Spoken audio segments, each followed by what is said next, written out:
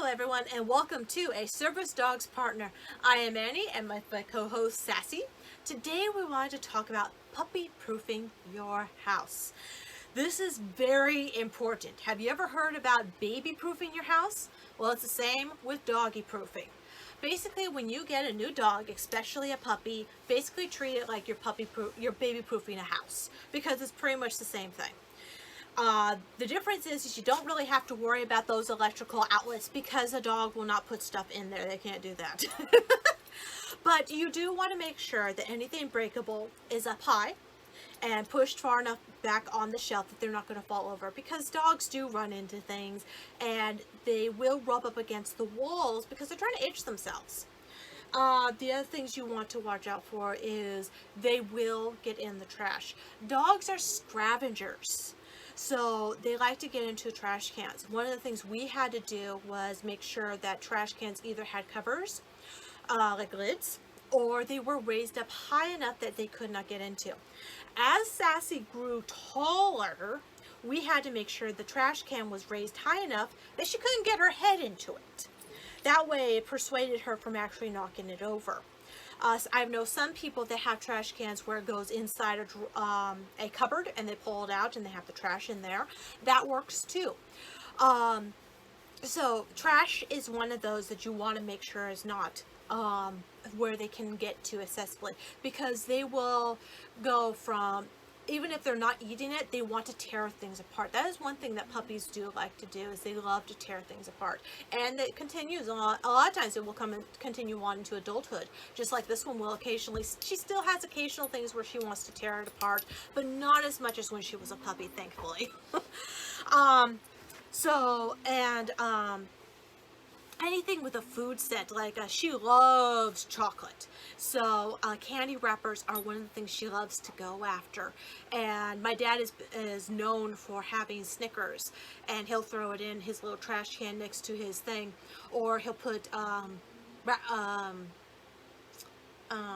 Hershey's bar wrappers, the small ones, in there, and she'll go right after it.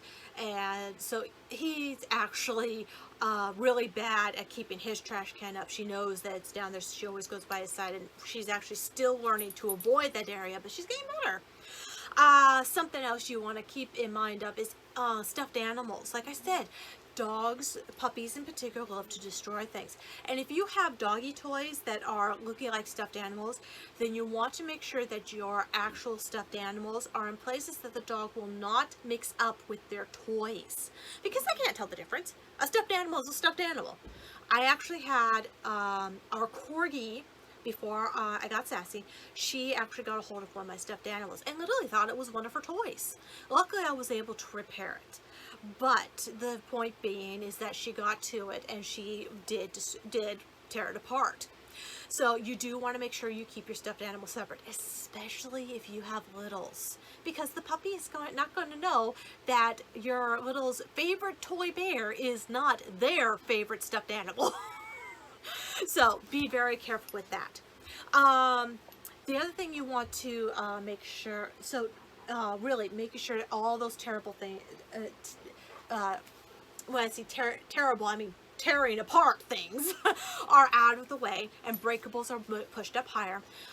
You also want to make sure that you have you want to watch out for when they start to get bigger, because if you have food on counters, they're going to soon realize that they can get up there, and they're going to start sniffing around. And or even if you put like food on, let's say, the coffee table, that's even lower, or on a coffee. Did say coffee table. Let's say side table, or a coffee table is going to be even lower than a side table. And the way a dog thinks is if it's left unattended, it's free game, because that is the mentality of an animal. And to be very honest, it's kind of also, think of a buffet. Well, that's what a food is to a dog. If it's left unattended, that means it's first come, first serve. So they will go after it, especially if it smells really good, or if they've actually had it before and it tastes wonderful. Sassy has actually been known to get up on the stove and eat the food that's on there. So we've had to really, really watch her. And the problem is that sometimes they do it and you don't catch them until you come in and you're going, this food has been eaten by not a person. So to teach them, you have to catch them in the act. Otherwise, they don't know. I mean, after the fact, they're just kind of looking at you going, what did I do wrong? Because they don't know. You can't tell them, you're in trouble because you got up on the stove and you ate the enchiladas. They don't know that.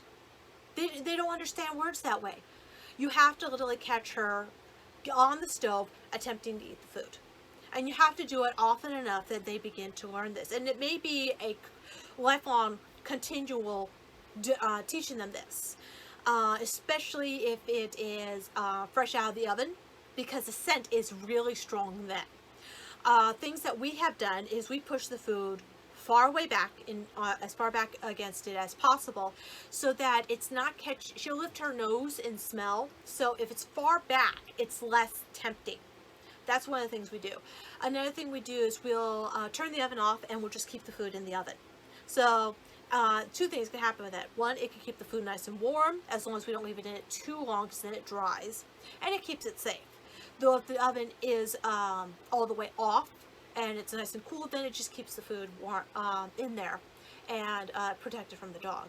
Another thing you can do is cover the food and make sure that that way it is harder for the dog to get to, and also it covers the scent.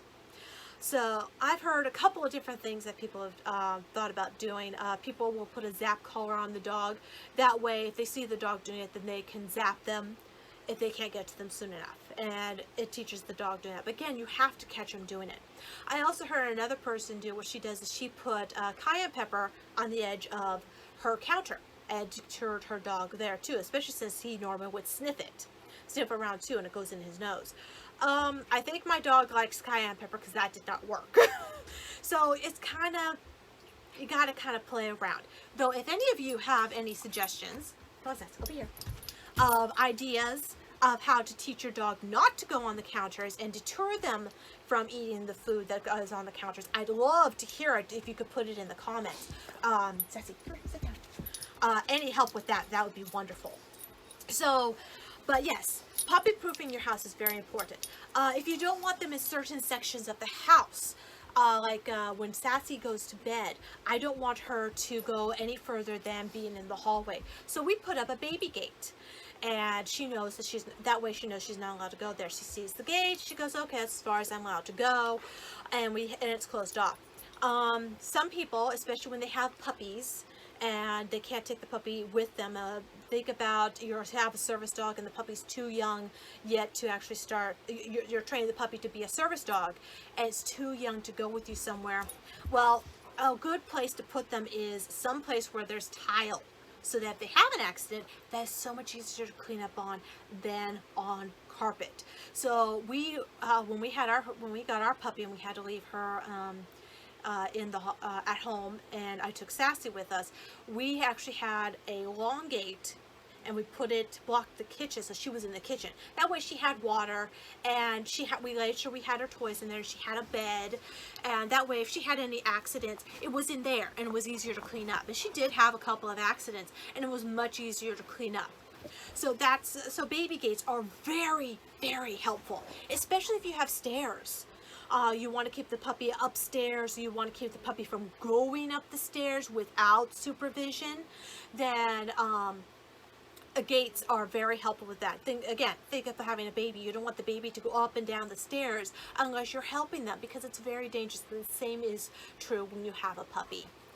So those are a few things that Sassy and I have gone through when we puppy-proof the house. Laundry. You want to keep your laundry out of the way of the dog because it has your scent on it. And again, it's nice and terrible. They can destroy it. If you ever watched Homeward Bound and you see Chance up in the attic and he's tearing apart the blouse, that is a good example. The blouse is dead. Now we have to tear it apart into teeny tiny pieces. Uh-oh, I swallowed a button. Yeah, that will happen.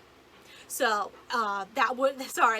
so keeping your laundry in a place where they can't get to it until you can get it in the wash and then put away.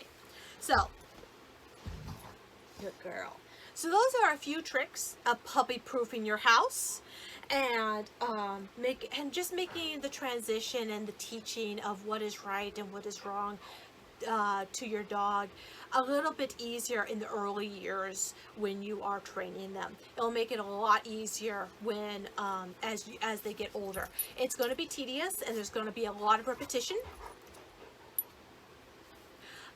because they have to get into long-term memory. Just like when you're teaching a baby, they have to constantly be told and shown until they understand.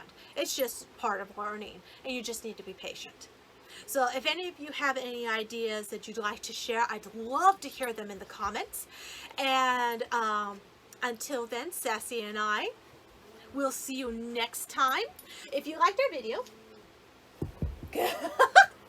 please hit like and subscribe to see more videos from us. And until next time, we will see you next week. Have a wonderful week, and thank you for watching. Have a good day.